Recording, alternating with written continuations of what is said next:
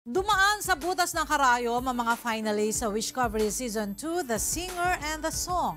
Wala namang tulak kabigin ang mga hurado sa pagpili ng tatanghaling kampyon sa natatanging online singing contest sa bansa.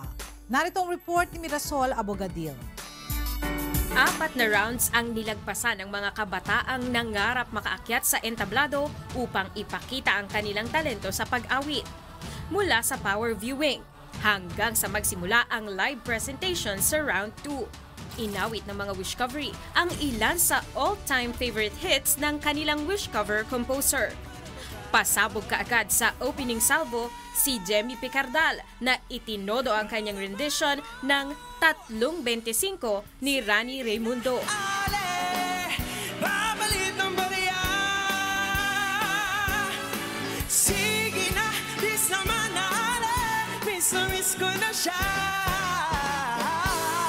Ang pagdating ng panahon ni Moy Ortiz naman ang binigyan ng bagong mukha ni Paula Guevara. Pagdating ng panahon, baka ikaw rin natakbo, baka tipong Rhea Basco na may dugong sundalo ay iniba ang atake sa kantang Nasa'yo na ang lahat ni Junji Marcelo.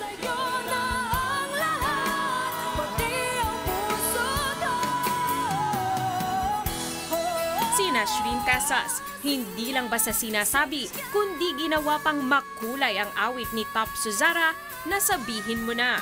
Sabihin mo na kung anong gusto mo, kahit ano'y gagawin. Humugot naman ng malalim si Ana Marigin Susana sa awiting Wala Na Bang Pag-ibig ni Venny Saturno.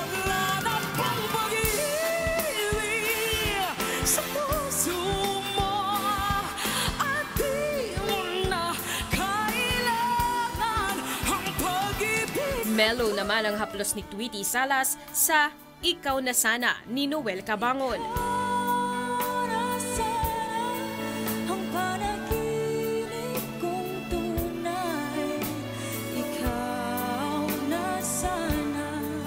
Fit na fit din naman ang boses ni Angelica Bermoy sa Hindi Ako Laruan ni Boy Christopher Ramos. Hindi ako laruan na iyong iiwan, matapos ang kinin ang pagsuhan. At ang nakakabagets na Growing Up rendition ni Audrey Rose Arellano.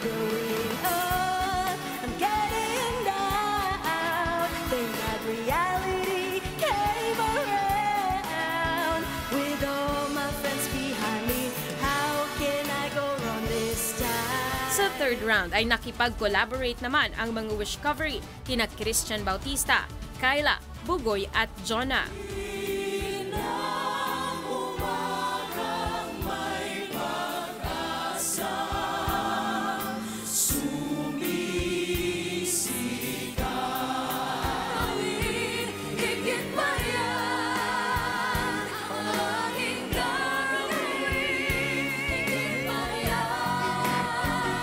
Ang malaking porsyento ng score ay ang final performance nila sa mga bagong komposisyon ng kanilang Wishcoverer.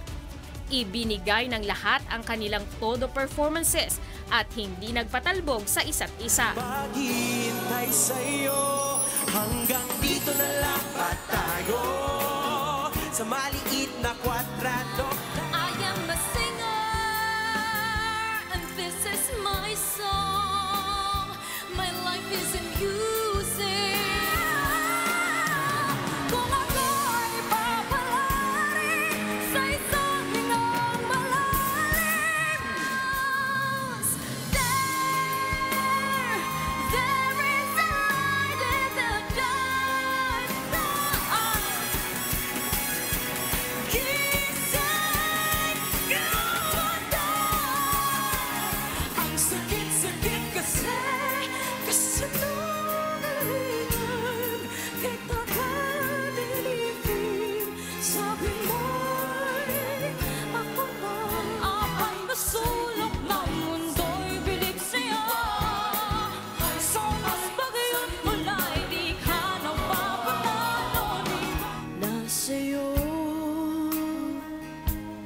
Nasa'yo,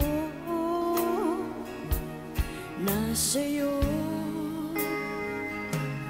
Ngunit sa huli, isa lang ang nagwagi.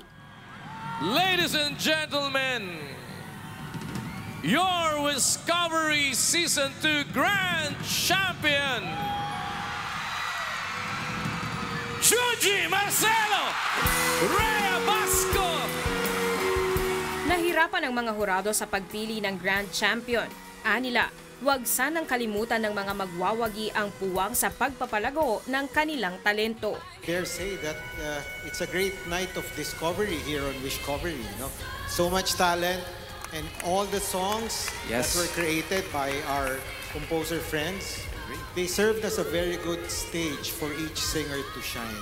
All your performances tonight, talaga namang mahusay. Mahusay. Lahat ng mga pag-i-interpret nila ng mga songs na kinumpose ng ating mga batikang mga composers, nabigyan nila ng justice, nabigyan nila ng magagandang emosyon. Lahat-lahat nando na. It's a very well-conceived show. Maraming mga discovery tayong mapupulot ngayong gabi. Lahat tayo, kahit gaano kagaling ang iniisip natin na abot natin, ay marami pa rin tayong kailangan matutunan. And I hope that all our performers and finalists would take that into consideration. Mirasol Abugadil, UNTV, News and Rescue. Arestado ang dalawang hinihinalang tulak ng shabu sa isinagawang buy-bust operation ng mga tauhan ng Quezon City Police District sa Quezon City kagabi. Narito ang ulat ni Asher Cadapan Jr.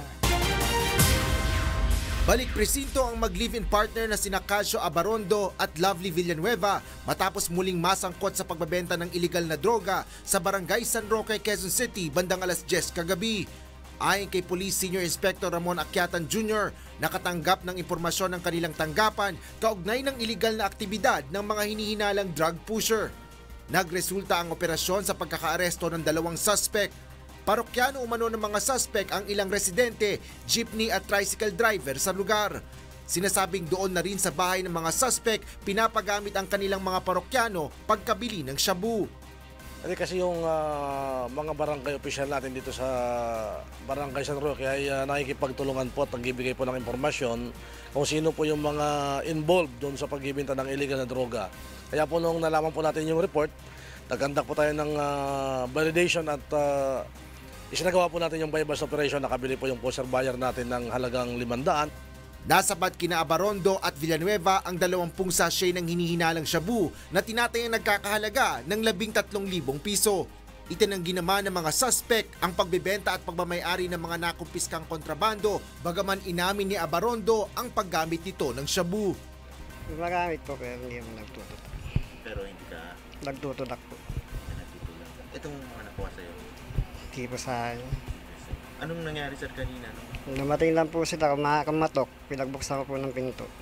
May hinahanap silang tao. Ano ba nangyari kanina?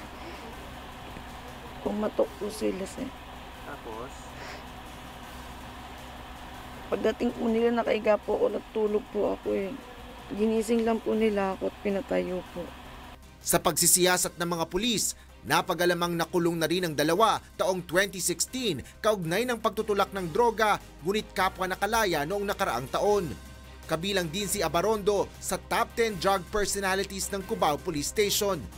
Maharap ang mga suspect sa paglabag sa Republic Act 9165 o ang Comprehensive Dangerous Drugs Act of 2002.